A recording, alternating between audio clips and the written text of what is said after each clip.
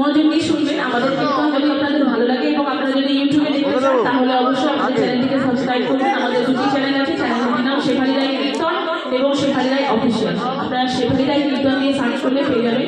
শেফালি রায় কীর্তন এবং শেফালি রায় অফিসিয়াল দুটি চ্যানেল আছে ইউটিউবে। আমাদের নিয়মিত আমাদের কীর্তন ছাড়া হয়, আপনারা ইউটিউবে ঘরে বসে আপনারা দেখতে পারবেন। আর এখানে আমাদের অ্যাড্রেস আছে, যদি আপনারা কেউ নিতে চান অ্যাড্রেস আমাদের যোগাযোগের জন্য এখানে আমাদের বলতে ভাই বলছে হরে কৃষ্ণ।